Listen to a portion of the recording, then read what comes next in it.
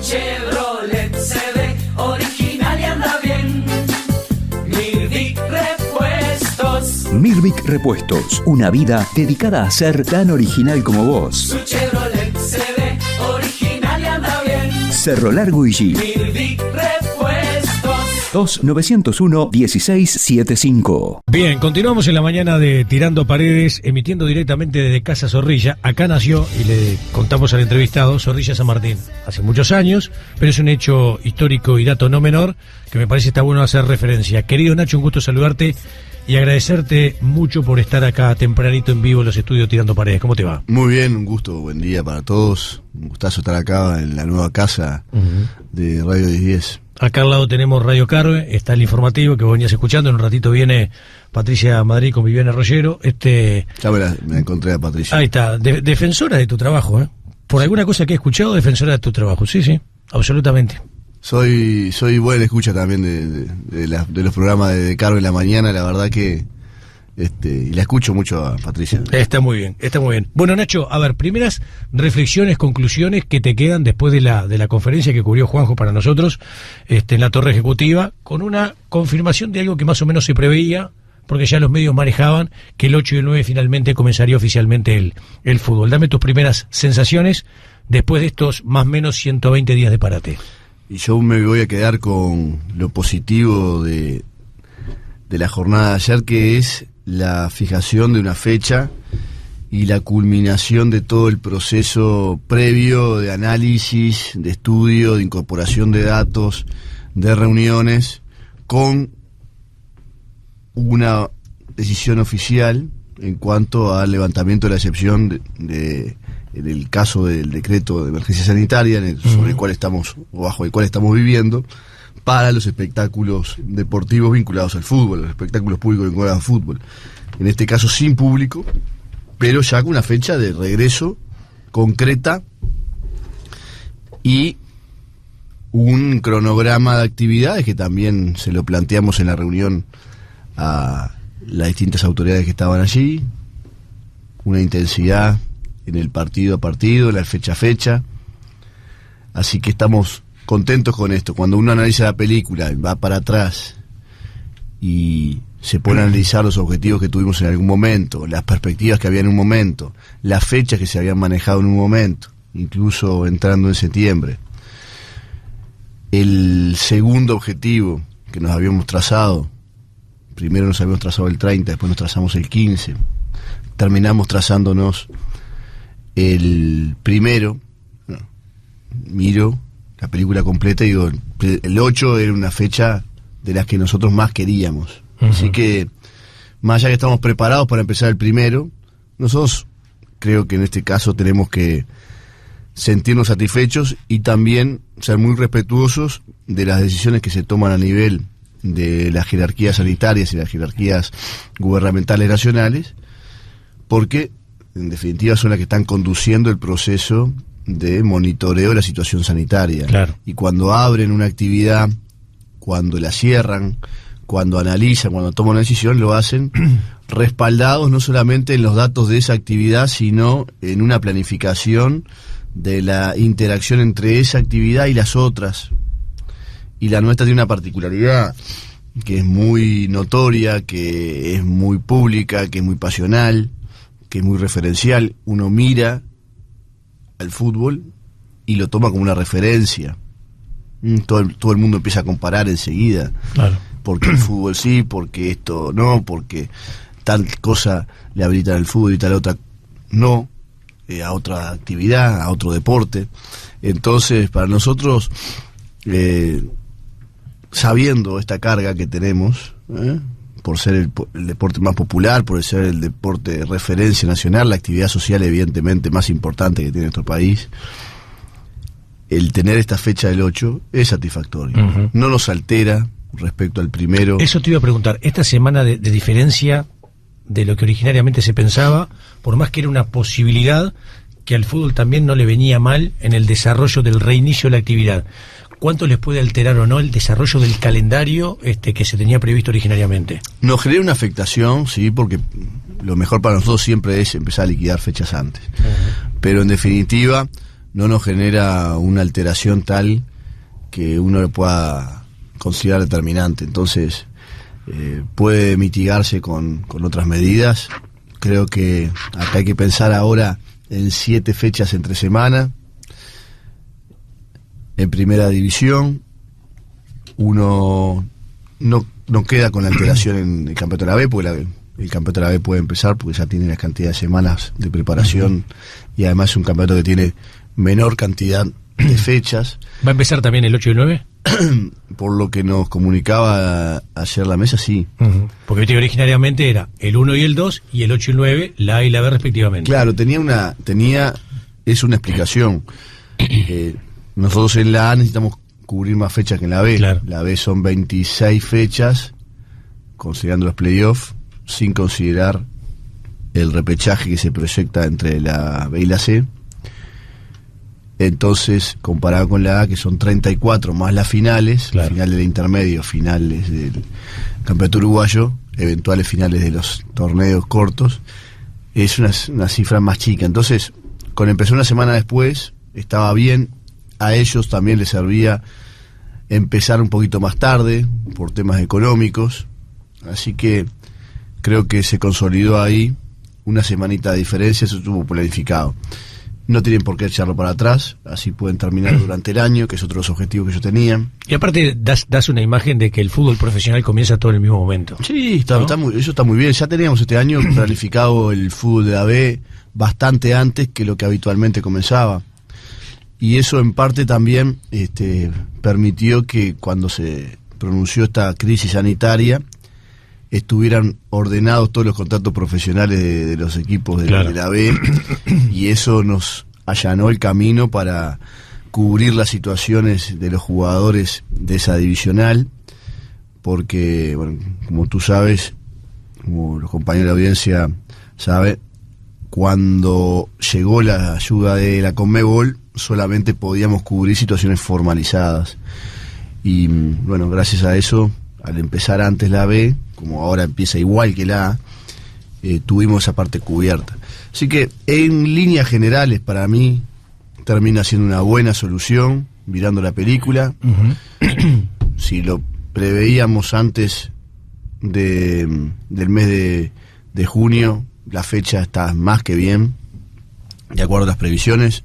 Nos permite terminar temprano en los campeonatos, nos permite colocar fechas para cumplir con los contratos televisivos, así que nosotros estamos conformes. Bien, uno de los argumentos que se manejó finalmente para empezar el 8 y no el primero tenía que ver con el tema de los vestuarios. Preguntarte primero si eso es así, y cuando se arranque el 8, el fútbol profesional, contanos un poco la situación de los vestuarios para cada uno de los equipos. Sí, eso es uno de los temas que son preocupación en las autoridades.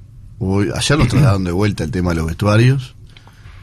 Hay razones serias por las cuales ellos entienden que no se deben usar los vestuarios, o se pueden usar o se podrían usar cumpliendo determinadas condiciones. Por eso nosotros bajamos, ahora vamos a bajar a los clubes una circular para que todos los oficiales, los jugadores, los entrenadores, dirigentes, toda la gente que está en el entorno, trabajadores del fútbol, bajen la aplicación Coronavirus UI para poder generar la trazabilidad de cada uno de los contactos directos, de los positivos, en caso de haber positivo, y que ellos, por ejemplo, también tengan la posibilidad de ser detectados en caso de que hayan estado a menos de 2 metros de un positivo, y guiar un poco también los hisopados.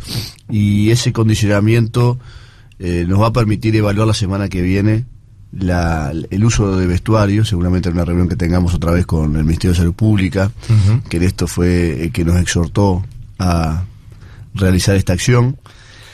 Y también hay una afectación general que se está estudiando en todos los niveles, ¿no? El no uso de vestuarios hoy es una recomendación no solamente para el fútbol, sino para todos los deportes. Sabemos que por ahí en algunas fábricas se está usando, pero no está bajo la autorización. nosotros tenemos que ser muy serios acá en el tema formal, somos una actividad seria y tenemos que mantener esa responsabilidad, así que tendremos que esperar unos días más para el uso de vestuario. Ya a partir de hoy vamos a estar circulando esa nota. Esto estuvo presente en el análisis, naturalmente que evaluamos y vimos, o las autoridades nos trasladaron la evaluación de que en 2 semanas que pasaron existieron algunos episodios puntuales que determinan que el contexto de pandemia sigue vigente, Claro. que a veces se nota una relajación en la gente, en el cuidado, en la higiene de manos, en el distanciamiento físico, en el uso del tapabocas, cierto aire triunfalista aparece, y también cierto aire de despreocupación gana, porque nos incomoda el tapabocas o porque nos incomoda no estar saludando, porque nos incomoda tomar distancia y qué me va a pasar si hay uno de cada no sé cuánto. Entonces eso se vio también, estuvo también en la definición, y hay otro aspecto que es fundamental en el sentido, ayer aparecían datos sobre el caso de Médica Uruguaya, que ya había, perdón por el chivo, pero sobre la mutualista que tuvo una cantidad de casos positivos, y lo cierto es que se queda comprobado que en cualquier momento hay un revés que nos puede llevar a varios casilleros hacia atrás. Claro. Y en ese sentido, empezar sin seguridades nos podría haber llevado, estoy hablando no de esta fecha, sino una fecha anterior, nos podría haber llevado a tener que detener, a tener que ir para atrás con las decisiones originales, y eso hubiese sido mucho peor. Absolutamente. Lo peor hubiese sido empezar, Y frenar, retroceder, claro. o anunciar, como en varios lugares se anunció y estamos viéndolo en Sudamérica, que empezaba a tal fecha y no empezó. Claro. La verdad que salvo Paraguay, que se encamina a empezar solo en una divisional, solo en una, nosotros estamos pensando en empezar en las 2 profesionales y además en todas las demás, juveniles, claro. Juveniles, femeninos. Claro. Salvo allí, después no hay tanta seguridad en Sudamérica y todos han tenido que ir para atrás con las tomas de decisiones. Después era algún estado de Brasil, pero allí incluso su presidente es el que exhorta y alienta a las actividades con decisiones o con opiniones muy polémicas. Así que creo que Uruguay empieza en un contexto bastante adecuado, con una planificación que fue realmente intensa y fue coherente. Así que yo de todo este proceso rescato también la coherencia que hubo, y creo que nadie podrá decir que acá no hubo coherencia. Hubo siempre una coherencia de ser prudente y ser cautos. Claro. Capaz que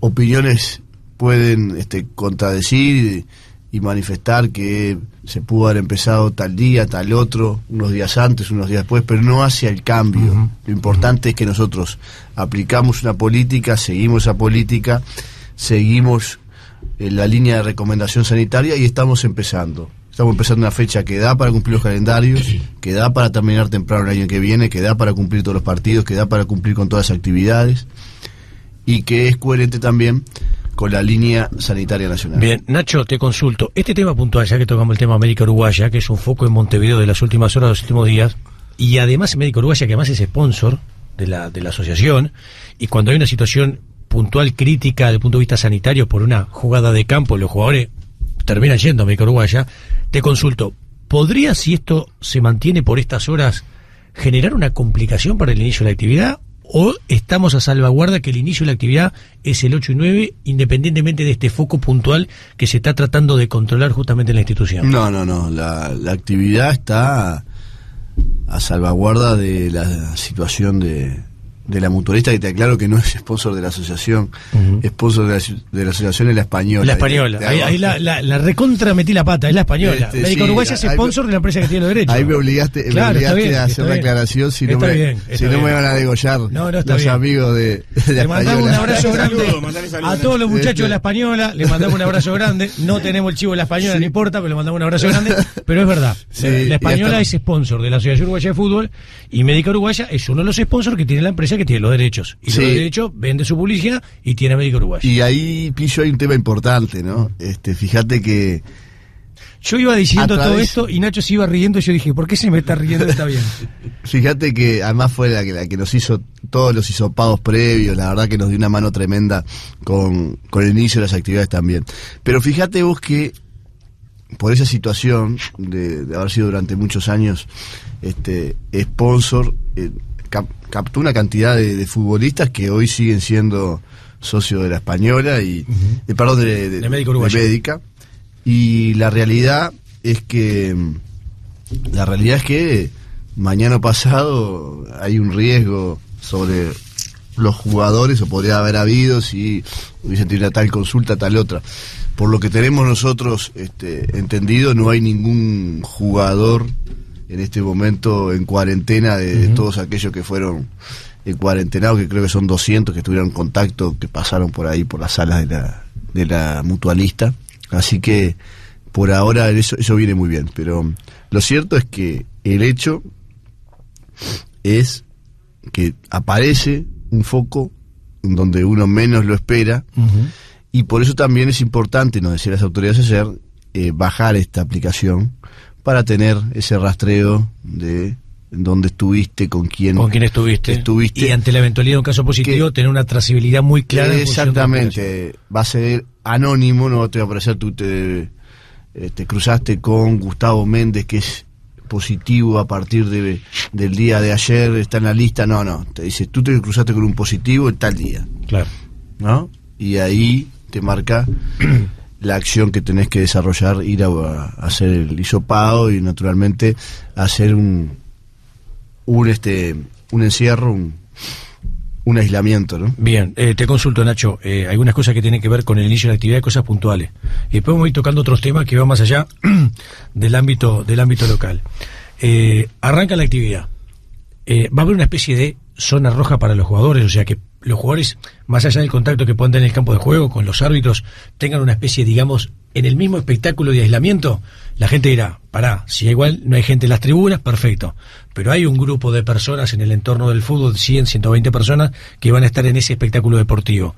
¿Cómo se maneja ese tema? Y si es que en verdad va a haber una zona roja para que los jugadores tengan también una especie de, a ver, entre comillas, aislamiento en el mismo desarrollo del espectáculo. Sí, va a haber una zona en la cual no va a haber interacciones entre los protagonistas que bajan al campo de juego, sean los funcionarios, los jugadores, con otra gente. Así salvaguardamos lo máximo posible la interacción y la integridad sanitaria de los jugadores, porque lo importante en esto es bajar el riesgo de que nos primero de la salud de todos, ¿no? Mantener el concepto de distanciamiento, y segundo, que no se nos contagie nadie, porque en esto podemos tener en cualquier momento un contagio que obligue a parar determinado plantel si hay un jugador, un entrenador que pasa a estar contagiado. Entonces eso es parte de la estrategia, que no haya contactos entre la gente que está afuera y los protagonistas que están adentro de la cancha. Bien, te lo llevo al ámbito de los periodistas, que no sé si está resuelto aún o no. No va a haber vestuaristas. No va a haber vestuaristas. Perfecto. Las conferencias de prensa, ¿habrá, no habrá? ¿Será distinta? ¿Será por Zoom? ¿Cómo es el tema? ¿Está resuelto? No, por ejemplo, las salas de conferencia de prensa, lo que nos han ido transmitiendo es que no van a estar habilitadas. Se ha pensado en algún momento en alguna conferencia por Zoom, pero esto todavía no tengo noticias del equipo que está trabajando con mucho profesionalismo. Hay un borrador, pero es uno de los temas a resolver, las conferencias de prensa, ¿no? Bien. En otros países, para ir anotando, no se permite entrar en los partidos que son televisados.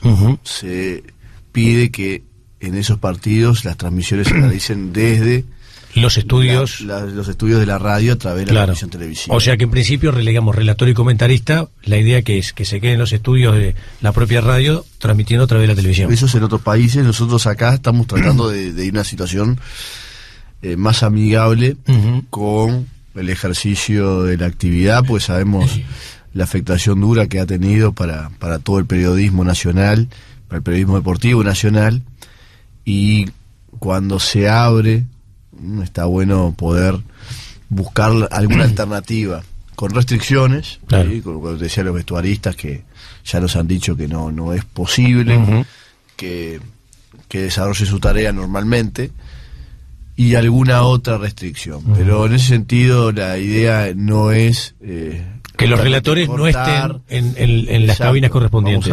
Exacto, ahí vamos a ver también el uso de las cabinas, que todavía no está definido.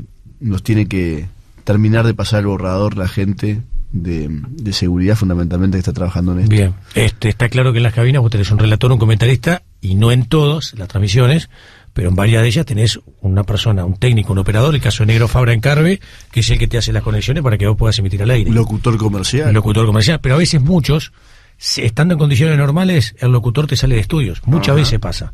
Pero seguramente eso se tenga que ir analizando para saber en definitiva cuántas personas puede haber por cabina, supongo. Sí, es un tema, es todo un tema, porque además hay mucho periodista deportivo, mucha transmisión, mucha variedad, claro. No solamente las transmisiones, radio, televisión, programas que tienen su carnet, periodistas que hacen trabajo en blogs, en las nuevas modalidades que de redes sociales más están pidiendo habilitación para entrar. Y se tuvo el año pasado, por ejemplo, nos contaba la gente de tesorería que estableció un criterio de tener una empresa registrada para acreditar a ese periodista para el trabajo del año, porque es impresionante la cantidad de periodistas freelance que desarrollan esa tarea. Así que la variedad es bastante interesante. Bien, te pregunto desde el punto de vista sanitario, quizá todavía no esté la respuesta. Para aquellos eventuales colegas que vayan a trabajar la transmisión, más allá de su carnet, ¿tienen que presentar algo que establezca que se hizo un hisopado previamente y que dio negativo? No. Sí tienen que hacer hisopados cada partido aquellos que no forman parte de los equipos principales de trabajo y que por alguna razón tengan que bajar a la zona roja esta que hablamos recién. Bien. Puede ser algún técnico televisivo, claro, o alguien que por alguna razón de su trabajo tenga que bajar. Está claro, por ejemplo, la transmisión de Tenfield, que tiene muy buenos laburantes. Hay gente que se dedica a tirar cables, o sea que está permanentemente en lo previo, en el campo de juego, durante mucho rato tirando cables para que después las cámaras puedan emitir. Se supone que a ese tipo de trabajo te referís, que haya un contacto más o menos cercano con el área de desarrollo de los futbolistas. Con el desarrollo del futbolista, con el área de desarrollo del futbolista en sí. Ahí todas las personas van a tener que exhibir un hisopado. Ahora no se me ocurre caso los propios cámaras que están durante el partido. Los alcanzapelotas. Los alcanzapelotas que todavía están en duda, pero el reglamento Conmebol, por ejemplo, están, ¿no? Y la mesa ayer nos hizo un planteo de poder estar los alcanzapelotas por lo menos 4 por partido. Ahí eso se va a incorporar al trabajo que está desarrollando el área de seguridad. Así que todo el que pase a la zona... El carrito de asistencia. El carrito de asistencia. Claro, exactamente. Todo eso... Tendría que hacer su hisopado correspondiente. Gustavo te quiere consultar también los compañeros y yo me quiero, después de ellos, meter un poquito en el ámbito internacional, para hacerte algunas consultas puntuales que tienen que ver con Conmebol, con la Libertadores, con la Sudamericana, con todo ida y vuelta, que la Conmebol anuncia cosas, pero no sale Domínguez en las redes oficiales anunciándolo, sino que lo hacen a través de funcionarios, pero eso seguramente sea para los próximos minutos. No me quiero ir de lo que estaba diciendo recién Nacho. El hecho de que el clásico sea casualmente el partido estrella que reinicia el fútbol uruguayo, ¿Tú crees que fue también motivo de la fijación de la fecha en agosto?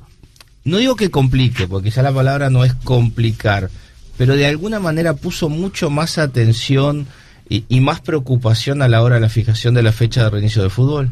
No, que pone más atención y preocupación ni que hablar. Por eso coincido contigo. Y tuvimos la reunión con el ministro del Interior el otro día, con las autoridades, con Maciel, con Calabria, con Diego Fernández, conjuntamente con la Secretaría de Deporte, justamente porque hay una preocupación importante, porque si hay clásico, la primer fecha después de COVID, y naturalmente en ese sentido también hay todo un temor, no digo temor de repente, una preocupación acerca de aglomeraciones, concentraciones autoconvocadas, etcétera. Así que creo que le da la pizca clásica al fútbol uruguayo, ¿no? Es decir, la ley de Murphy acá en el fútbol uruguayo se cumple inexorablemente.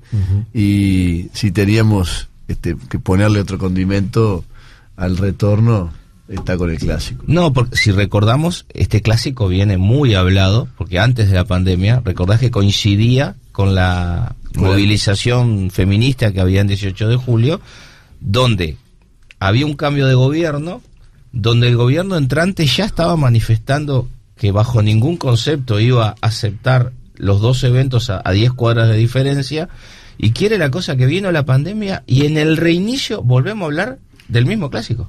Sí. Con otra connotación, pero que no deja de ser una preocupación menor para la misma gente que en su momento pidió inclusive trasladarlo de fecha. Tal cual. La verdad que ha sido conversado como truco, sí. Como truco de 25, más o menos. Nacho, a ver, te saco un instante del ámbito local y vamos al ámbito internacional. Sí. Yo sé que vos no lo vas a decir públicamente, porque vos en algún momento le bajaste el perfil, seguramente porque lo que se está esperando es que la Conmebol transite su camino, que creo que lo está transitando. O sea, la sensación que queda afuera es: la Conmebol puso una fecha en septiembre y octubre para Libertadores y Sudamericana, cumpliendo quizás todos los pasos que deba cumplir. Esa es la percepción que uno tiene. Está claro que si uno aplica criterios racionales, ni en pedo arranca la Libertadores en septiembre, ni en pedo arranca la Sudamericana en octubre. ¿Pero por qué?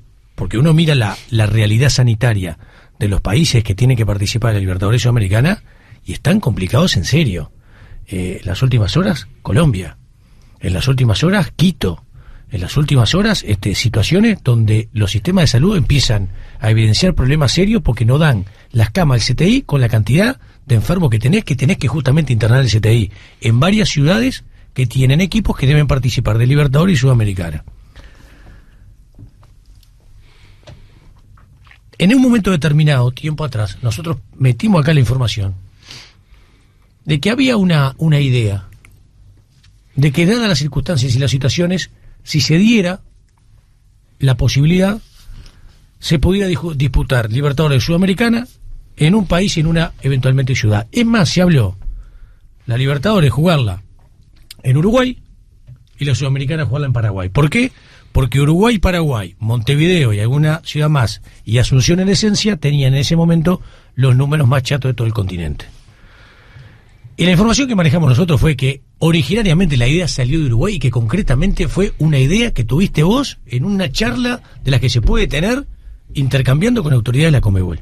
Yo creo que esto alguna vez te lo pregunté, vos medio no dijiste que sí, medio lo negaste, pero la verdad, sinceramente, por la información que manejamos nosotros, y esta información no la diste vos, está claro, esa información nos vino a nosotros de la Conmebol directamente, que si bien se mantenía por parte de las autoridades que manejan el calendario, funcionarios que manejan el calendario, de que iba a volver la Libertadores y la Sudamericana con el mismo formato que previo al COVID-19, como se sigue diciendo por parte de esos funcionarios, había en un cajón una idea originariamente de Uruguay de que podría llegar, llegado el caso, el momento, en alguna circunstancia, jugarse justamente en nuestro país. Esta situación que manejamos nosotros fue pasando el tiempo, y lo único que se tuvo de Domínguez, presidente de la Conmebol, a través de las redes oficiales del órgano rector del fútbol continental, fue un video donde dijo: señores, en el 2020 volverá la Libertadores y volverá la Sudamericana, tomando las referencias porque lo principal es cuidar la salud de nuestros deportistas, palabras más, palabras menos, sin decir en aquel momento la fecha. Hoy se habla de esta fecha.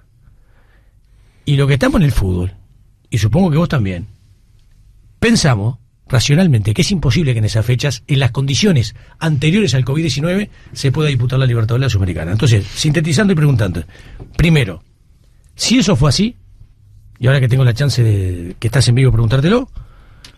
Segundo, tenemos además la información de que el presidente de Olimpia en su momento, esa idea que originariamente pudo ser uruguaya, quizás, tal vez, por eso te lo pregunto, la tomó y la presentó desde Paraguay como una idea del presidente de Olimpia de que se jugara en un país y en una ciudad. Y que también estuvo arriba de la mesa. Y que más allá que hoy los funcionarios de la Conmebol siguen diciendo que el campeonato Libertadores y Sudamericana se va a reiniciar en las mismas condiciones previo al COVID-19, es un tema subyacente que está sobre la mesa, que llegado el momento, si no hay forma de manera, se pueda buscar a Uruguay, Montevideo, eventualmente Maldonado y Colonia como posibilidades para que en algunas circunstancias se pueda, no sé si hacer toda la Copa Libertadores de América o ponerle la frutilla a la torta, la recta final de la Copa Libertadores de América. Entonces, de este tema, ¿qué hay cierto? ¿Qué es lo que no es cierto? Y danos tu percepción con relación al mismo. Bueno, el tema es un tema complejo, largo. Primero, que en algún momento, primero vamos a ver el contexto. El contexto, la situación, no solamente la actual, que ya con el paso del tiempo uno pensaba que capaz que 16 de julio ya estaba esto solucionado, o por lo menos en vía de solución en Sudamérica, porque estamos hablando que empezó en marzo, ya vamos para prácticamente 5 meses. Así que uno pensaba que a esta altura podía estar solucionado. Pero las circunstancias, los repiques, las transmisiones dispares, desparejas, fueron generando que lamentablemente la especulación estuviera presente, estuviera arriba de la mesa, y la especulación naturalmente va surgiendo de los planos periodísticos, de los planos dirigenciales, y eso no quiere decir que la organización, la Conmebol, deje de tener como objetivo y como fijación, como determinación, ir por el formato original. Y todavía la variable tiempo le permite a la Conmebol mantener ese objetivo. Si la Conmebol verifica que las condiciones son mejores, perfectamente puede estar jugando en las fechas que transmitió, que decidió el viernes pasado en su consejo. Ahora está el otro plano, el plano de la especulación, el plano del comentario de las alternativas, y allí lo que te puedo decir es que me constan una cantidad de versiones que han surgido de propios dirigentes, especulando naturalmente como alternativas, y también lo que te puedo decir es que en algún momento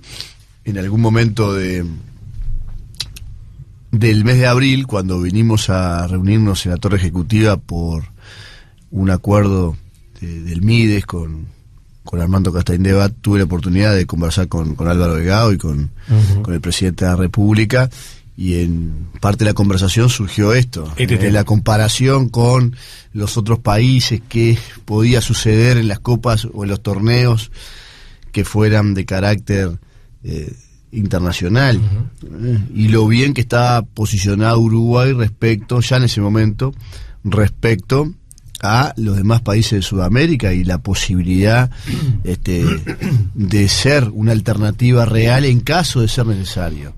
Eso lo conversamos con el propio presidente de la República, porque incluso en ese momento ya se estaba saludando y se estaba felicitando a Uruguay por la situación que estaba consolidando. Incluso ese día le transmití el saludo del propio presidente de la FIFA en ese sentido, y de la Conmebol. Pero ha surgido también del plano gubernamental esa inquietud, se manejó allí. ¿Habló la calle con Domínguez? Bueno, no he tenido conocimiento, no he hablado con ellos. Sé que hablaron en el día del comité de presidentes. La conferencia de presidencia que participó Domínguez, que eso fue hace un par de semanas, o hace 20 días, una cosa así. Cuando Uruguay asumió la presidencia pro tempore del Mercosur, creo que fue el 2 de julio. Ahí me consta que sí que hablaron.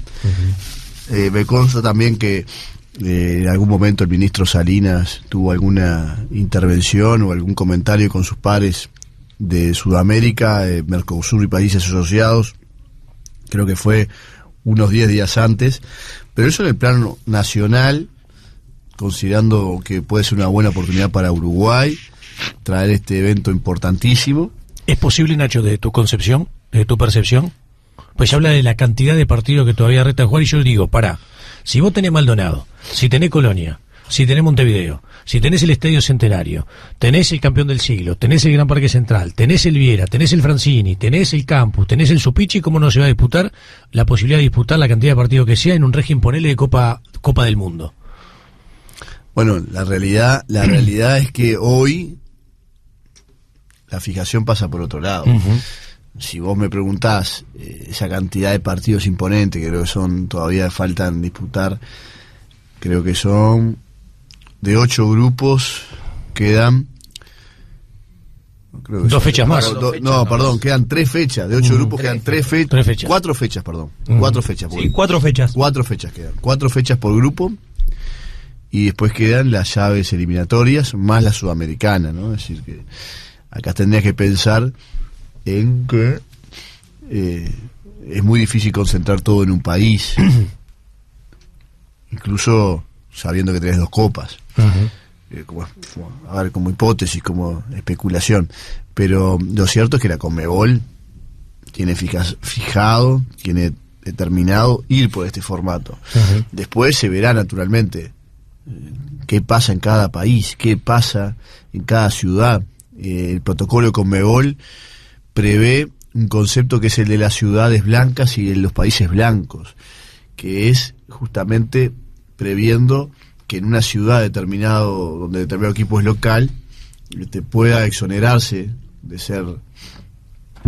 celebrarse el partido allí y trasladarlo a otra ciudad o inclusive a otro país.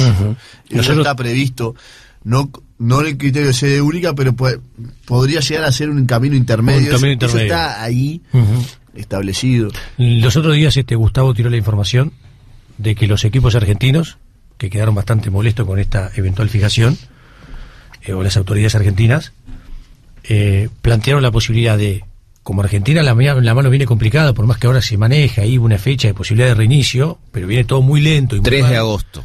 Y sobre todo en Buenos Aires y el Gran Buenos Aires. Para entrenar.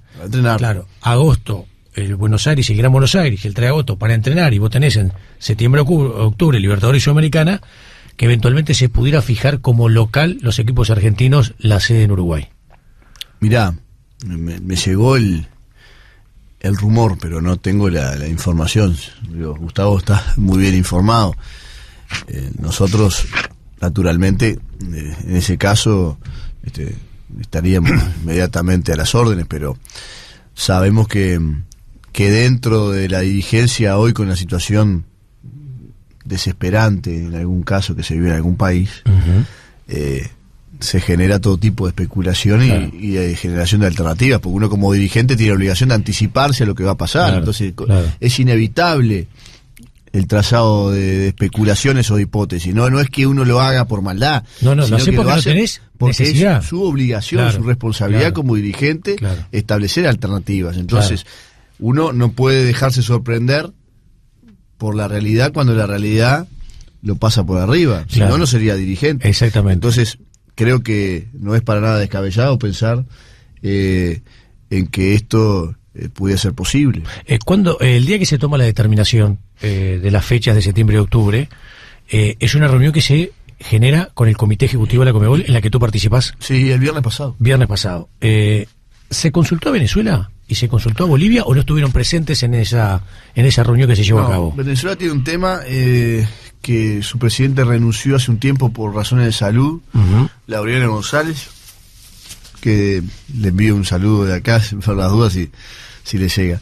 Y que tuvo que justamente dejar su cargo por una afección cardíaca, y asume Jesús Barindelli, que es un notorio dirigente de la Federación Venezolana que ha participado muchísimo en las reuniones de Conmebol, y el presidente Jesús Barindelli no tiene el certificado de idoneidad. De idoneidad todavía. Entonces, con lo cual formalmente no puedo asumir. Formalmente no participó, estuvo como oyente Y no dio su tuvo ni opinión. voz, como ni invitado. voto. Ni voz ni voto. No, invitado. exactamente. Exactamente. Así. ¿Y con Bolivia qué pasó? Con Bolivia el presidente está en una situación de aislamiento por el COVID, Claro.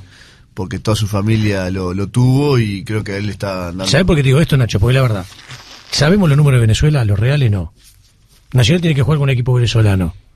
Yo soy el presidente de Curnex y yo no sé si mando a Nacional a jugar a Venezuela.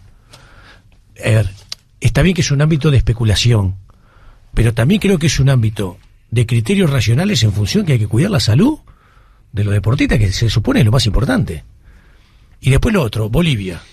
El presidente de la federación con COVID-19. La mujer del presidente con COVID-19. El presidente de Bolivia con COVID-19. Entonces yo digo, si tenés equipos bolivianos, tenés equipo venezolano, sumale a Brasil, que está detonado. Brasil está detonado. Tenemos 2 presidentes de la República hoy con COVID-19 en Sudamérica. En ¿no? Sudamérica. Claro. Exactamente. La presidenta de Bolivia y el presidente de Brasil. Lo dio de positivo de vuelta, venía escuchando. Dio positivo de vuelta. Sí. Exactamente. Entonces, vos decís, ante esa realidad, ¿cómo hace para jugar con el mismo formato? Pero no es una pregunta, Nacho, es una pregunta que le dijo plantear a la audiencia. ¿Cómo hace para jugar con el mismo formato original que pretenden los funcionarios de la Conmebol, que seguramente están diciendo algo para cumplir con una situación teórica que en la práctica sabemos que no se va a poder llevar a cabo? Nobleza obliga, es lo justo, porque si decimos las cosas cuando no estás presente, lo correcto y lo ético es decir las cosas cuando estás presente. Que viendo esta realidad hoy, el hecho de una sede única se ve como una alternativa no disparatada. Pero cuando quien está aquí se le ocurre, y es la información que nosotros tenemos, era una situación totalmente diferente. Y quien a nosotros nos da la información, que conceptuosamente hacia tu persona, porque después inclusive el presidente de Olimpia confirma en un tuit públicamente. Eso no sabía. Sí, él lo confirmó, que le entregó, y Hay la información que hay nosotros nota del teníamos presidente de Olimpia diciendo, le pedimos al presidente de la Conmebol jugar la Copa, esto se hace un tiempo atrás, Sí. una de las copas justamente en la Asunción Paraguay. Me acuerdo. ¿Está? Entonces digo, nobleza obliga, Mayo, eso fue Ahí mayo. está, Eso fue ahí mayo. nobleza obliga que, desde el punto de vista político, estratégico, conceptual a nivel del continente, la idea que en su momento parecía una locura, no es que tome forma, porque a ver, acá nunca se dijo se va a hacer tal cosa. Acá lo que se dice es que en un cajón de Domínguez está la posibilidad, y que de un Domínguez de decir estás loco, pasamos a un Domínguez de, y bueno, en caso de necesidad, como decías recién, capaz que un camino intermedio. No todo. Los países más complicados, capaz sacarlos de su lugar. Digo, pero que en el ambiente está esa situación. Lo que pasa es que acá está claro, y lo podemos reafirmar, es Brasil. O sea, desde el punto de vista político, Brasil es el que mayor oposición pone, producto un poco también de lo que se ha hablado acá. Desde el punto de vista de su cabeza no hay una conducción, no hay un tratamiento de la pandemia como lo sí lo tienen quizás el resto de los países. Ayer hablaba con amigos argentinos y preguntan, ¿y ustedes cómo la ven? Porque desde acá se ve el panorama mal. Date cuenta, 3 de agosto comenzar a entrenar y te dicen 15, no te dan ni 40 y pocos días para poder, y ellos consideran que desde el punto de vista deportivo están en la lona. Que los cuadros argentinos desde el punto de vista deportivo no tienen chance en estas competiciones internacionales. Y te agrego, Gustavo, que se había manejado un formato de campeonato, pero Tinelli, que es el presidente de la Liga Argentina, salió a desmentirlo en un comunicado ayer de noche. Dijeron que desde la Liga no hay ningún formato pensado hasta el momento en función de la realidad de la pandemia que están viviendo. Si recién están presentando los protocolos. Claro. Todo este camino que la UF ya transitó durante todos estos meses, Argentina comienza a transitarlo hace una semana. Claro.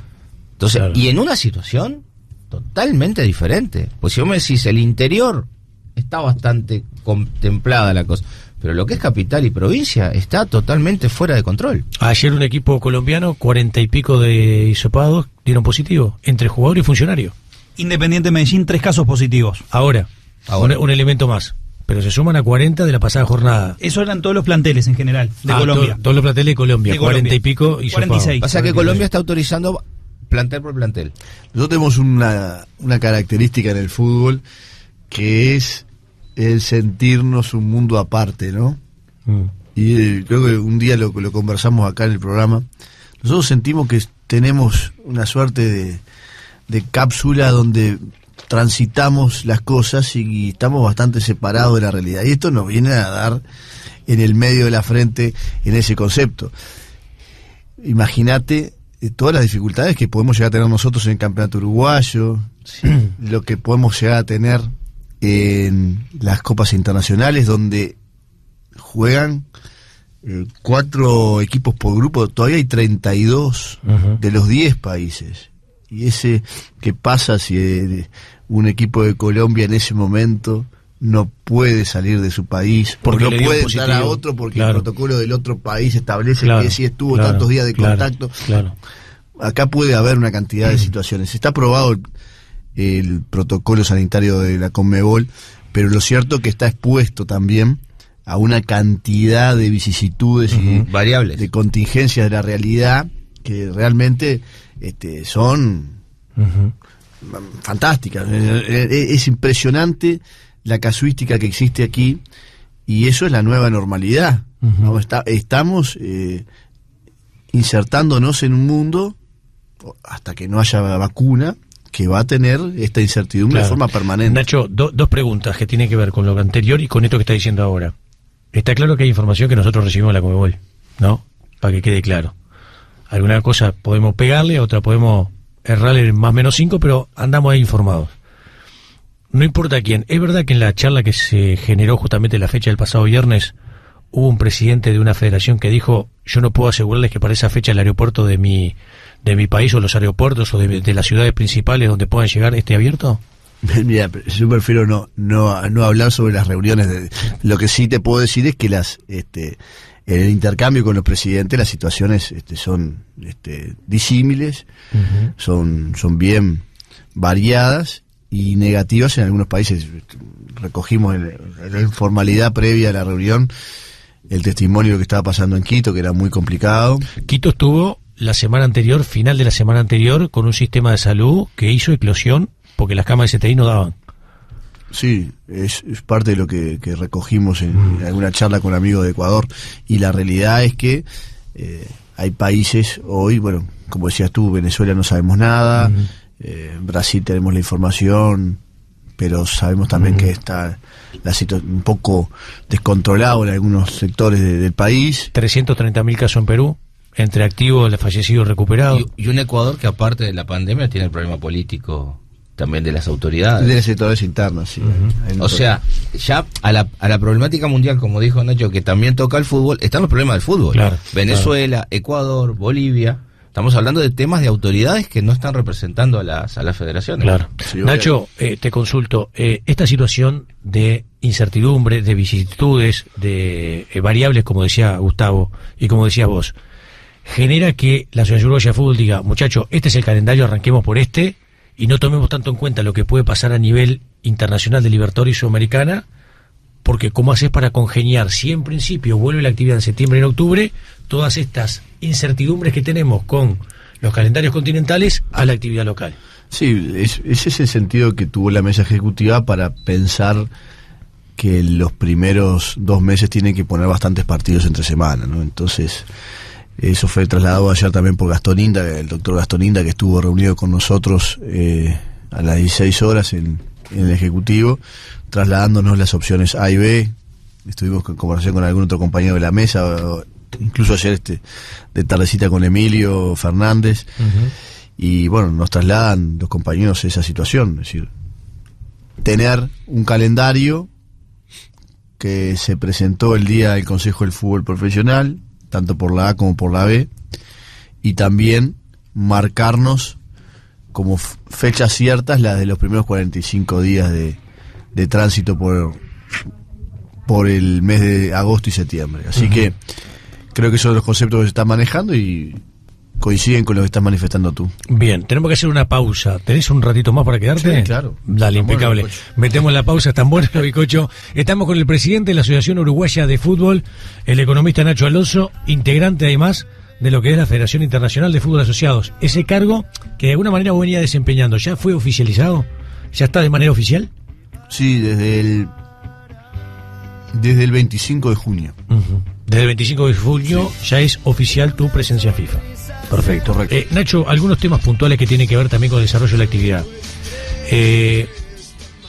Está claro que hay 12 clubes que se han reunido en los últimos tiempos, buscando una forma distinta y diferente quizás de las reuniones originarias, tratando de generar cierta independencia del famoso tema del fútbol profesional y una eventual liga y un montón de cosas más.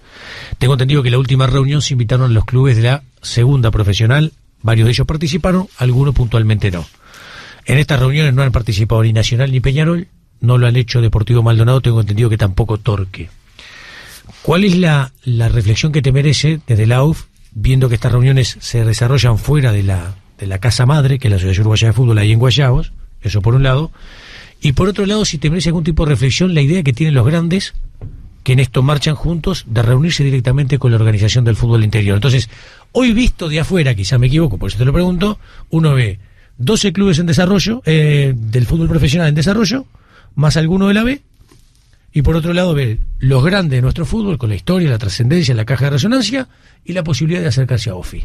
¿Esto es así, este planteo que te hago político, o es medio traído de los pelos? ¿Qué visualizás vos de lo que está pasando? Yo creo que es una historia que se ha dado en algún otro momento y la gente lo recordará. Ese tipo de alineamientos donde de repente a los grandes, te digo como ex partícipe de la estructura clubista, y también futuro partícipe, en algún momento volveremos. Y siempre hubo ese tipo o ha habido ese tipo de experiencias, por lo menos en la intención. Lo cierto es que lo que ha movido también, y yo he hablado bastante con el presidente de River, por ejemplo, con Willy Tucci, durante todo este tiempo, y me ha ido expresando la idea, es también crear un ámbito donde se genere la posibilidad de llevar a la realidad la idea de la liga.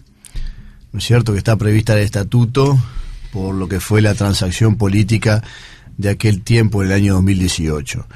Así que a nosotros lo que nos interesa es que haya en todo movimiento no excluidos. Creo que son experiencias que van adoptando los equipos, conversaciones naturales, con esa idea de generar un ámbito de mayor, no digo independencia, sino no solamente por la independencia conceptual de que da la liga, que es todo un capítulo que podremos hablar mucho tiempo, uh-huh, pero también fundamentalmente de búsqueda de soluciones, búsqueda de líneas referidas a un torneo diferente o torneos diferentes. Así que ahí en ese ámbito se pretende hablar de cuestiones de desarrollo. Nos parece bárbaro, y lo que nos parece bárbaro es que participen todos sin exclusiones. Creo que después lo que va sucediendo, de que te invito, no te invito, que voy por allá, termina siendo cuestiones políticas normales del ámbito futbolístico. ¿Has hablado con Tavares en estos días, el cuerpo técnico de la selección, sí, que estaba en seguro de desempleo? ¿Cuál es la situación de acá en adelante? El lunes hablamos, tuvimos una reunión larga, de las 2:30 hasta las 5 de la tarde, ¿ya? Allá del complejo. Estuvimos con Matías Pérez, con Gastón Tealdi, y estuvimos con el cuerpo técnico entero de la selección. Estuvo muy buena la charla, porque ya estamos visualizando que en algún momento la experiencia eliminatoria puede volver. No estamos tan lejos, o no estaríamos tan lejos. Nosotros somos los que creemos que hay posibilidades en la primavera de empezar a mover las elecciones. Va a suceder en Europa. Tenemos la obligación, además, de pelear para que se mantengan las actividades de selecciones nacionales, porque es nuestra gran carta de desarrollo del fútbol nacional. Uh-huh. fundamentalmente las juveniles, eso lo conversamos y el cuerpo técnico está muy conforme con las noticias que dimos acerca de los entrenamientos de divisiones juveniles en los distintos equipos, respecto al inicio de las competencias de juveniles y la recuperación de este año, por lo menos, en la segunda parte del mismo, en ese ámbito, que le va a permitir también a las selecciones juveniles organizarse, poder los técnicos ver jugadores, los de 17 fundamentalmente, porque los de A20 también tienen jugadores en primera división que van a estar disputando los torneos importantes profesionales. Ahí existe la posibilidad de que se corran los torneos juveniles desde su fecha original 2 meses hacia adelante. Estamos hablando del sub-20, estamos hablando del sub-17, y es importante, como bien decía Gustavo, hay una afectación deportiva importante en otros países de Sudamérica y Uruguay no puede de ninguna manera, con lo sensible que es para nuestro desarrollo los juveniles, dejar de participar allí, y tenemos posibilidades de insertarnos de repente con alguna ventaja competitiva en el ámbito de los mundiales que se pueden celebrar el año que viene, si esta situación del COVID se normaliza. Así que conversamos todos esos asuntos, conversamos, como te decía, eliminatoria y naturalmente las posibilidades futuras que tiene nuestra selección en la medida que todo se vaya haciendo normal. Bien, ¿ellos siguen en seguro de desempleo hoy? Siguen hasta el 1 de agosto. Hasta el 1 de agosto, bien. Y salen de esa situación, digamos... Sí, ahí se cumplen los 4 meses. A ver, Juanjo. Nacho, hay un tema que tiene que ver con la selección, sobre todo mirando lo que es Europa y los medios internacionales europeos, que ellos hacen referencia a que la Conmebol dice, en octubre en principio se podrían jugar las eliminatorias, pero los clubes europeos no van a querer ceder a los jugadores por la situación de COVID que atraviesa nuestro continente, por ejemplo. Mira, la verdad es que la Conmebol tiene una muy buena relación con la UEFA, incluso se han celebrado reuniones bilaterales y presenciales entre los ejecutivos de las dos confederaciones en febrero, y se maneja incluso la posibilidad de integración deportiva en algunas experiencias que tiene Europa, como es la de la Liga de las Naciones, esta que nos ha ido excluyendo poco a poco de la celebración de partidos amistosos con los europeos, y que nos preocupa tanto porque evidentemente hay un rezago deportivo que se ha generado en los últimos 20, 25 años entre Europa y Sudamérica, que ha llevado que Europa supere a Sudamérica en la cantidad de campeonatos mundiales, que lo supere largamente en los que han sido la experiencia clubística, y eso se ha visto en los resultados, en los títulos. Y creo que en la posibilidad de integración de los dos mundos hemos encontrado una buena relación. También esa buena relación permite que estemos intercambiando permanentemente datos, y la fijación de octubre tuvo intercambio con UEFA. En eso participó el presidente de la Federación Paraguaya, Robert Harrison, y el secretario general de la Conmebol, José Estigarraga. Trabajaron muy bien las alternativas de fijación de eliminatoria, y siempre lo hicieron conversando con la UEFA. Yo creo que puede haber algún escenario de comienzo posterior que sí realmente afecte y que no esté previsto hasta el momento. Nosotros vamos a pelear con uñas y dientes Sudamérica para que se respete este formato, el formato de 9 partidos de locales, porque como todo el mundo sabe es fundamental para manejar bien la selección y lo deportivo, y además por lo económico, ese sostén económico de las 10 federaciones o de las que tenemos menores recursos. Así que el formato lo vamos a pelear con uñas y dientes. Septiembre en principio la formativa es el femenino y el amateur. En noviembre, y esto lo ponía Juanjo en las últimas horas y está bien que lo recuerde, en principio tenemos acá previsto la organización de un sudamericano juvenil sub-17 femenino. Sí, correcto. La idea es mantenerlo, establecerlo y que se pueda desarrollar. Sí, esa es la idea. además también es una forma de demostrar que Uruguay puede Claro. Ser centro de referencia de eventos importantes en este contexto, y la idea justamente es jugarlo en el mes de noviembre. Es previsto como una de las etapas previas al Mundial, la clasificatoria para el Mundial de la categoría, y eso se va a mantener.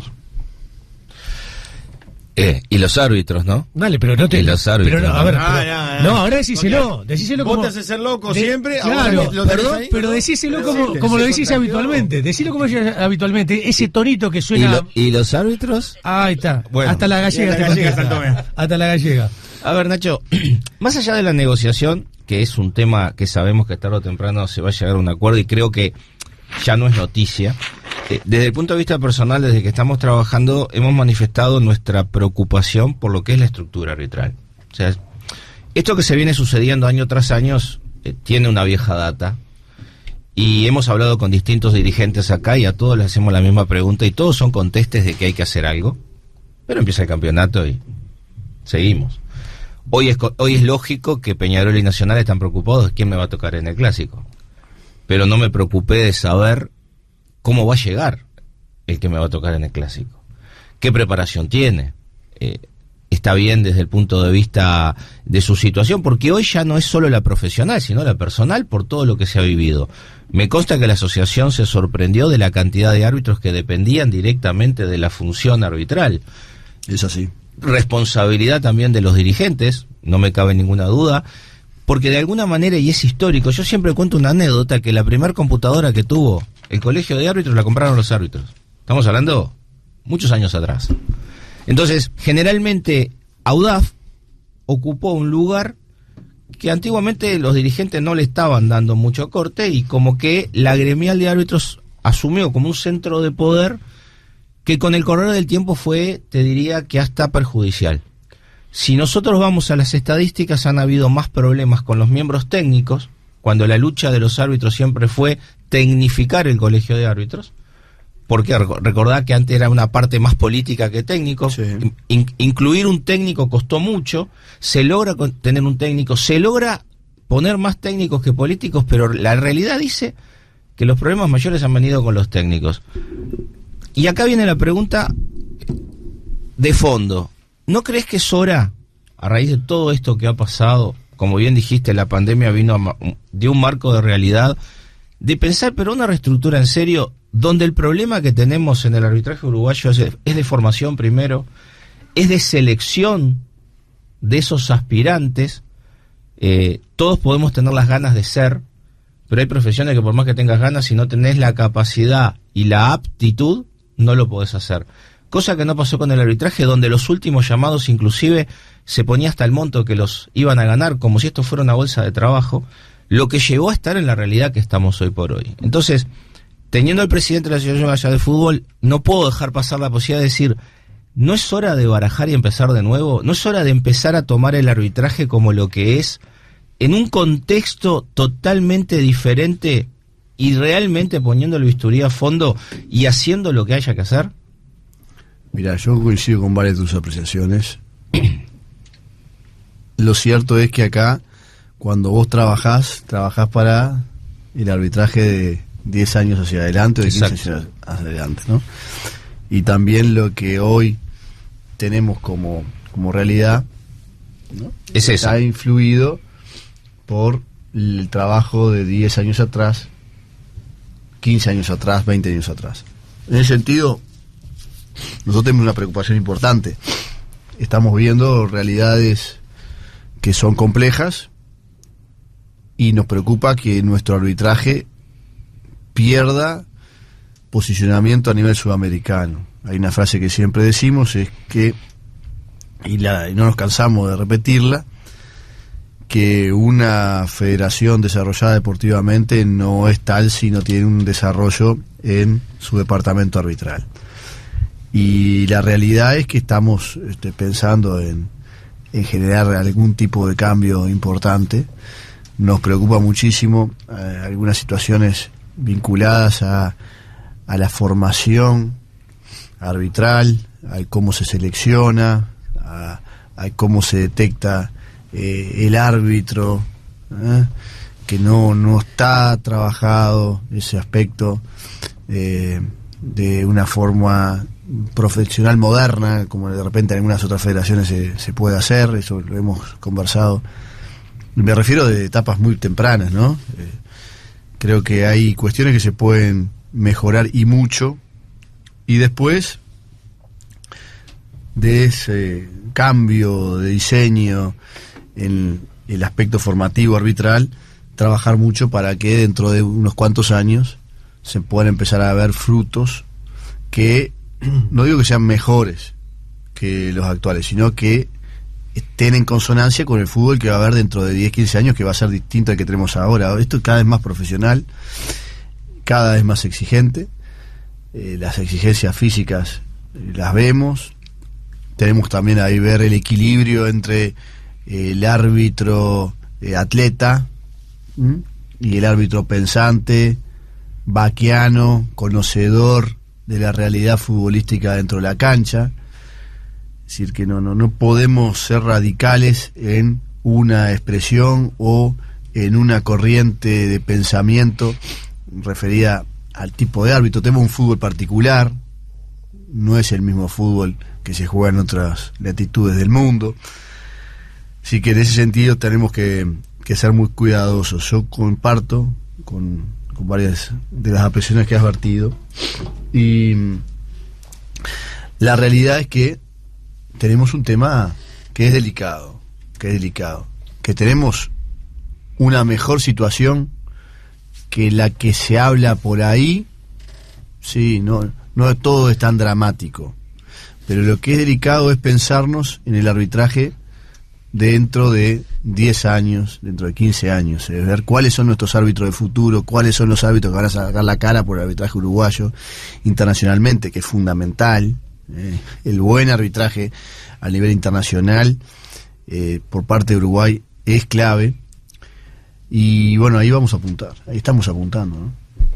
Bien, dale Gustavo y entramos en la recta final de la entrevista. Queda claro simplemente que algo que dijiste que es trascendente, que la asociación pretenda un desarrollo a nivel internacional, es un gran cambio. En lo personal nos tocaron vivir instancias, y había una frase muy famosa que se decía en la asociación: cuanto menos árbitros uruguayos arbitren afuera, menos problemas tiene el país. Esa era lo que los árbitros estuvimos durante muchos años acostumbrados a escuchar. Y con todo respeto te lo digo, es lo que yo veo al día de hoy. O sea, cuanto menos problema tenga, más tranquilo voy a estar en mi cargo. A ver, y me hago hay un cargo hecho de lo que concreto. digo. Hay un hecho concreto. Cuna, que arbitró Copa Libertadores finales allá en Madrid. Final histórica. Final histórica, cada vez menos designaciones a nivel internacional. Cristian Ferreira estuvo frisado 2 años. Fedorczuk, que en un momento tenía mucha salida y por ahí hasta mejores arbitrajes a nivel internacional que a nivel local, también frisado. Estoy hablando de árbitros internacionales donde de un día para el otro dejaron de arbitrar a nivel del exterior. Lo que uno critica, Nacho, es que la Conmebol está bien que tenga la incidencia. El problema es que la calidad de las comisiones de árbitros locales, que son quienes deben de proponer los árbitros internacionales, quizás no esté en el nivel que se necesita. Entonces uno le rechina mucho que árbitros que a nivel local tienen un rendimiento de la media para abajo, después a nivel internacional tengan oportunidades que no son contestes con quienes en definitiva proponen. Estamos en fecha de proponer. A veces los árbitros se olvidan, o nos olvidamos, que la propuesta FIFA sale a nivel local. Entonces lo local se transforma en trascendente, pero si lo local tuyo no tiene el nivel técnico necesario de quienes deben de realizar esa tarea, ahí es donde viene la injerencia desde el exterior, que muchas veces no condice con la realidad, claro, que es un poco lo que hablamos nosotros acá. Y déjame sumarte otro. Y árbitros que de repente muestran un rendimiento de la media para arriba, concreto, Ferreira, lo hemos dicho acá, que después no tienen las nominaciones internacionales que en función del rendimiento local merecerían. Es un hecho objetivo. Creo que este año Cristian Ferreira venía teniendo designaciones. Estuvo 2 años sin ser designado. En el arranque, y bueno, paró todo este tema de la pandemia. Cristian el año pasado tuvo un muy buen año. Creo que el 2018 también. Creo que tuvo partidos a altísimo nivel, con un manejo bárbaro de lo completo, ¿no? del partido. No soy especialista y lo digo como aficionado, como observador, como conocedor en la superficie nada más. Lo cierto es que hay hoy una perspectiva hacia adelante del arbitraje que tenemos que trabajar mucho. No sos especialista, pero dijiste algo clave. El arbitraje es pensar. Lo dijiste recién. No es correr. El arbitraje es pensar. Y lamentablemente las instrucciones últimas van en sentido opuesto. No es recibir que una cada vez orden. sea más atleta y cada vez menos pensante. Y recibo una orden de una cucaracha, donde el árbitro dejó de ser el que recibe la asistencia a pasar a ser un simple instrumento de un sistema. Y eso es lo que está mal. Eso lo decís por el VAR y la utilización actual del VAR a nivel internacional. Y cómo se está dando. Y digo que en un fútbol tan complejo como el nuestro, tenemos que volver a los orígenes. Vos primero tenés que enseñar a arbitrar, me tengo que enseñar a desplazar, tengo que enseñar a trabajar en equipo. Luego le incluyo la tecnología. Si yo a un pibe de tercera o cuarta le hablo del VAR cuando no sabe arbitrar, no hay vuelta. El material que voy a tener cuando llegue a primera va a ser autómata. O sea, si yo no tengo un VAR al costado, no sé qué hacer adentro de un campo de juego. Claro. Es clarito. Claro. Es clarito. Es como yo digo, algún día los dirigentes querrán escuchar una versión diferente, y no es que uno esté en contra de, sino que uno lo que dice es, los procedimientos tienen un orden. Para poder saber correr, primero tenemos que caminar. Y hoy a los árbitros primero se los hace correr. Pero se olvidaron de que del gateo a la corrida no, es del gateo a caminamos. Bueno, acá salimos del gateo a la corrida. Y en ese apuro pierde el fútbol. Bien. Minutos finales, Nacho. Vamos un poquito a nivel un poquito más personal. Bueno, ¿te definís como un bicho político? Digo bicho político porque, a ver, es una forma y una manera que se entienda, que creo que no es negativa, es todo lo contrario. ¿Cómo te definís vos como dirigente? no, como un dirigente que me preocupa mucho la gestión, pero que el paso del tiempo nos ha ido formando en la política del fútbol con mucha intensidad, porque han sido tiempos en cierta medida turbulentos, si se los puede definir de esa forma, los que nos ha tocado vivir, no solamente como presidente, sino también en nuestras etapas anteriores. Yo digo, vengo de la época de delegado y ahí hay también mucha actividad política. Lo cierto es que a mí me gusta mucho más la gestión que la política en sí mismo, ¿no? Sí, creo que embargo, una cosa sin la otra no existe. No existe, y más en nuestro país. No existe la gestión sin la política, porque la base, la política es la base donde se construye una fuerza para gestionar. Ahora la política sin la gestión es algo que no tiene ningún tipo de efecto y por lo tanto le hace mal a todo el sistema. Creo que hay que compatibilizar los dos, saber para qué sirve cada cosa. ¿Sabes lo que yo digo, bicho político? Que tengas la capacidad de estar en Zurich y cenando, ponele, con Infantino, el presidente de la FIFA, que te tomes un avión, llegues a Montevideo y el aeropuerto te vas a saber un partido de la C, para hablar con los dirigentes de la C. O sea que sé que has hecho. Sí, eso me gusta, me encanta. Bueno, eso es ser un bicho político desde mi punto de vista. O sea, tener la capacidad en poco rato de cambiar de ambiente, de situación, de entorno, y que no tenga ningún inconveniente de hablar con el uno a nivel mundial e irte a la C, con todo respeto para la C, y sentarte con un dirigente a tomar mate en una tribuna. Sí, bueno, es que a mí me gusta más el ámbito local que el ámbito internacional. Eso, la verdad, porque aparte desgasta también, ¿no? Y uno tiene que pensar mucho más en lo local. ¿Marea lo internacional? Bueno, a mí no me ha mareado y puede ser que en alguna persona genere ese efecto. Creo que el que conoce de dónde viene no puede de ninguna manera marearse, porque sabe que todo esto es transitorio, es efímero y dura 2 minutos, y el ámbito donde se desarrolla 30, 40, 20, 10, 15 años es acá, el fútbol de uno, y la gente que conoce se va reciclando, van cambiando, los modus operandi políticos son conocidos, la gimnasia tiene determinada lógica y es la que uno tiene que manejar. Lo que sí tiene que pensar que no todo es política y que el fútbol tiene que ir hacia determinado lugar de desarrollo que requiere determinadas incorporaciones de gestión vinculadas fundamentalmente con la inversión, con la búsqueda de recursos, y es lo que uno tiene que trabajar. creo que es la apuesta, que uno, es lo que uno puede dejar como dirigente. ¿Qué es lo que pretendo dejar yo como dirigente en el Uruguay? 2 o 3 cuestiones.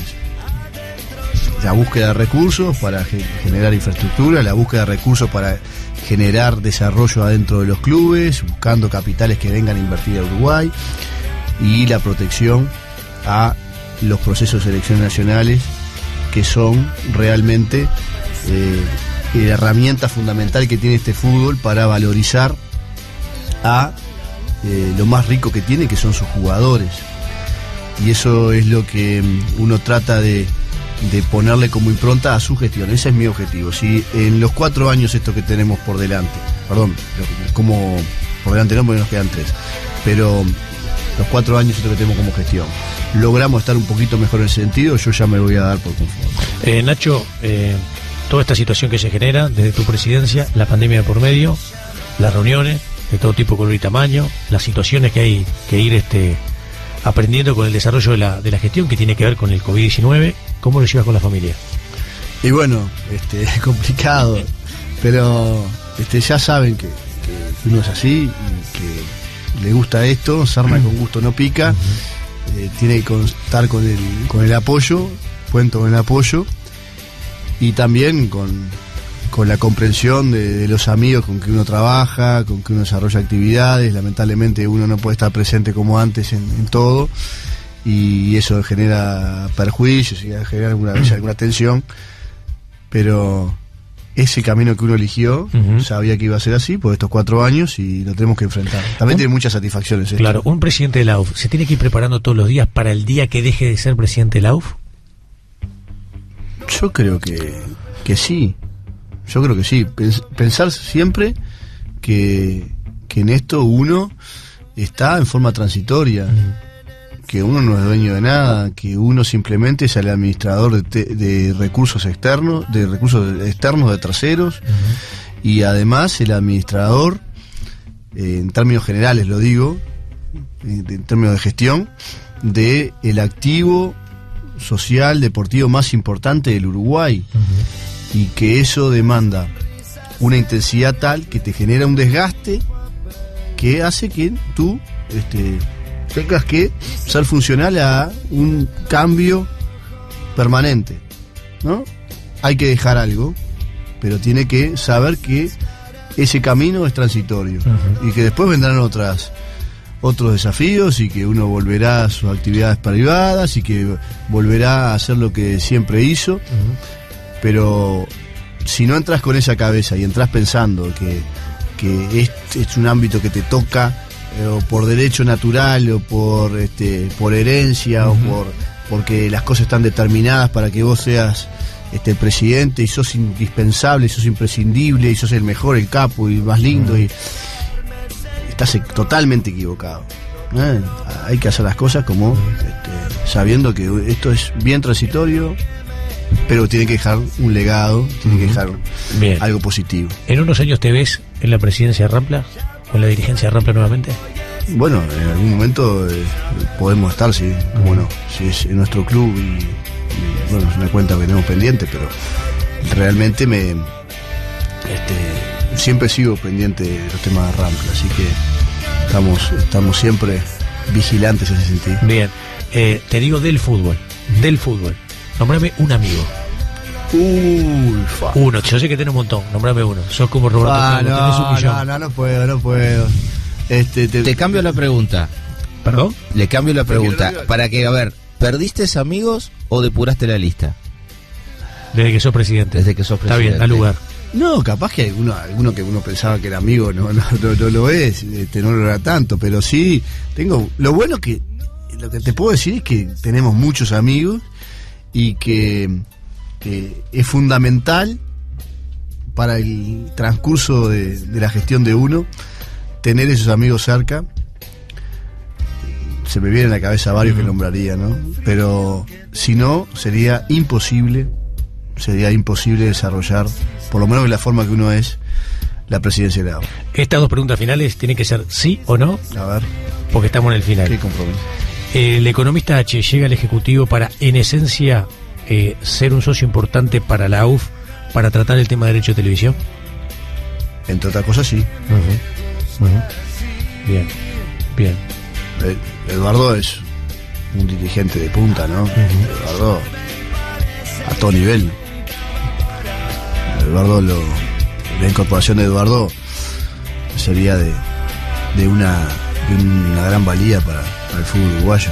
Así como te digo que también lo es, siempre hablamos de un grande, hablamos del otro, lo es Gastón. Gastón es un gran dirigente, una proyección tremenda, impresionante. Es una de las cosas, y también las cosas que rescato de tener un gran representante como fue también Julián Moreno, imponente. Desde que asumiste como presidente, no me digas que te arrepentís de alguna cosa, de alguna decisión que tomaste. Sí, claro. Por supuesto. Bien. Viviendo y aprendiendo. Viniendo y aprendiendo. Es verdad que en un momento determinado, esto te lo digo en sentido figurado, ¿no? Sonó el teléfono rojo de la UF no hace tanto tiempo atrás y era una llamada del gobierno diciendo, muchachos, sobre todo porque había una manija bárbara en algunos medios de comunicación, tremenda manija, de que prácticamente en julio tenía que retomarse la actividad. Muchachos, tranquilo, despacio, frenen, veamos, analicen, tómense su tiempo con relación al reinicio de la actividad. Sí. Bien. Sí. Hemos conversado mucho. Sí, está claro. Intercambiado ella fue una elección, un camino deliberado y explícito. De ir, de alguna manera, alineado con lo que el gobierno marcaba a nivel sanitario, está claro. ¿Cómo está hoy, y ahora sí la última, agradeciéndote enormemente todo este rato, cómo está hoy la negociación con Tenfield por los derechos de televisión de las eliminatorias? En general la negociación viene bien y estamos, en general, ¿no? Eliminatoria. Y venimos viendo la situación. Si es en particular de cómo se va a jugar, que es fundamental. Claro. Lo que hablamos recién, si nosotros no guardamos los 9 partidos, claro, no vamos a poder vender la eliminatoria. Claro. Eso es lo que hace hoy tener una incertidumbre. De hecho, hay federaciones que ya han arreglado, que están con dudas de poder cumplir lo que arreglaron, producto de cómo se directamente no se cobra. Claro. Hoy no se cobra. Claro. Es decir, hoy no hay diferencia entre nosotros que no arreglamos y el resto que arreglaron. Claro. No hay ninguna diferencia. Sí. Esa es la realidad. Y lo que vemos realmente con preocupación es que se cambie el formato, porque si se cambia el formato y quedamos en cuatro partidos, bueno, ahí estamos hablando de otros López económicamente. Exactamente. Que podría generar perjuicios muy grandes para el fútbol en general. En lo general, lo dijiste, en lo particular, AUF TV, ¿se negocian las eliminatorias o es una decisión de la AUF la manera que tiene que implementarse desde ese ámbito de comunicación la transmisión de lo que tenga que ver con los partidos eliminatorios? AUF TV es una expresión que tiene que estar. Tiene que estar. ¿Estar como negociada o no negociada? No, tiene que estar en algún tipo de expresión dentro de la eliminatoria. Naturalmente no todo puede, nosotros no somos un canal, no podemos armarnos un canal de televisión. Claro. Sí tenemos que tener una señal. Hoy el mundo es mucho más flexible en el ámbito de medios y tenemos una cantidad de herramientas que antes no existían y podemos salir de forma muy eficiente y aparte con el desafío de monetizarlo. Y AUF TV tiene que estar porque tiene un camino largo por delante, que es otra de las cosas que nosotros tenemos que dejar claras. Hay una definición política de este Ejecutivo de seguir adelante con AUF TV, en otra expresión diferente, porque es una continuidad también. Esto empezó en el gobierno de Sebastián Bauzá, con las redes sociales, se fue ampliando en la cobertura, en el presupuesto, luego llegó el anuncio de intención de Pedro Bordaberry, llegó nuestro mandato y aparecieron los partidos de las selecciones juveniles de OFI y la selección mayor. Eso genera, nos damos cuenta, un movimiento económico por detrás que es muy interesante explorarlo y proyectarlo hacia adelante con la existencia de la señal. Y fundamentalmente cuando me preguntan a mí en qué modelo, sí, yo creo que el modelo es el de los eventos. Lo más rentable acá son los eventos y la centralidad tiene que estar en los eventos. Por eso hay que buscarle el contenido de eventos. Bien. Y en ese sentido también tiene que haber partido eliminatorio. Perfecto. Es un tema de discusión y polémica, por llamarlo de alguna manera, hoy AUF TV entre la AUF y Tenfield en las eliminatorias. Sí, ha sido público, lo hemos dicho en un momento. Quedamos trancados en ese punto y creo que es un punto que si hubiésemos optado por alguna fórmula que existía, hoy ya estaría laudado. Claro. Ojalá que en un futuro pueda realmente concretarse el camino de AUFTV, eventos, ¿no? Con mucha fuerza. Yo creo que ese es el camino, porque la asociación, sus clubes, sus integrantes tienen que tener testeado esto, y el testeo que hemos hecho es muy positivo. Se lo decimos a todos, hay un espacio no solamente para comercializar bien, sino para generar valor como empresa. Claro. Que mañana eso se puede utilizar en determinado punto de dificultades. Es realmente una fórmula de generación de valor, no solamente de vender mejor el derecho, son cosas diferentes. Una cosa es vender el derecho, mirando el reloj, y otra cosa es que se genere un valor. El valor se genera porque uno proyecta hacia adelante rentabilidad. Bien. Y eso es valor en el momento actual. 30 segundos finales, mandale un mensaje a los oyentes que nos escuchan, que nos prestan el oído, que son muy cercanos al fútbol en función de que arranca la actividad después de 120 días. A todos los oyentes les pedimos primero disculpas por haber tenido que tener más paciencia de lo que hubiesen querido tener. Asegurarles y confesarles que ha sido un camino muy duro estos 4 meses sin fútbol, que hemos tenido que desarrollar una cantidad de tareas para salvaguardar los aspectos humanos de la gente vinculada al fútbol, poder empezar con seguridad la planificación de entrenamientos y tener una fecha segura para empezar. No hay diferencia de una semana. Acá el triunfo es empezar tempranito, en agosto como estamos empezando, y tener ya la actividad delineada en el tiempo. Disfrutemos esto, que en muchos lugares lamentablemente no lo pueden disfrutar. Nacho, gracias. Muchas gracias por estar acá en la mañana de Tirando Paredes y nos acompañaste todo el programa. Muchas gracias. Por favor, un placer, y la verdad que se repita, porque estaban buenos los bizcochos. Estaban ricos los bizcochos.